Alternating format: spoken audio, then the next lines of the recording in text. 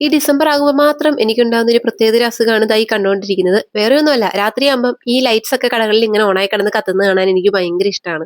നിങ്ങൾക്ക് എങ്ങനെ ഉണ്ടെന്ന് ഒന്ന് പറയണേ. ഞങ്ങൾ ആലപ്പുഴക്കാർക്ക് അതിന് പറ്റിയ സ്ഥലം അറിയാലോ, മുല്ലയ്ക്ക തന്നെയാണ്. ചെറുപ്പൊക്കെ ആകാറായി, അതിന്റെയാണ് ഈ ഡെക്കറേഷൻസ് ഒക്കെ. ബൈ ദ വേ, ഞാനൊരു സാധനം മറന്നുപോയി. ഈ ബൈക്ക് ഓടിക്കുന്ന ആള്, മീറ്റ് മൈ ഹസ്ബൻഡ്, ആളൊരു ഇൻസ്റ്റാ ഫെയിം കം റൈഡർ ആണ്. അത്യാവശ്യം ബൈക്സ് ഒക്കെ ഇഷ്ടപ്പെടുന്ന ആളുകൾക്കൊക്കെ മൂപ്പരെ അറിയാൻ ചാൻസ് ഉണ്ട്.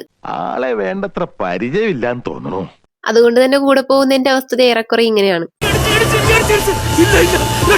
അങ്ങനെ അതിസാഹസികമായ റൈഡൊക്കെ കഴിഞ്ഞ് ഞങ്ങൾ കുറച്ച് സ്റ്റേഷനറി പർച്ചേസിന് കയറി. ആലപ്പുഴയിൽ ഈ ഒരു ഷോപ്പ് അറിയാത്തവർ കുറവായിരിക്കും. എന്നെക്കാൾ ഇതൊക്കെ നോക്കാനും വാങ്ങാനും ഒക്കെ ആളാണ് എപ്പോഴും മുന്നിൽ.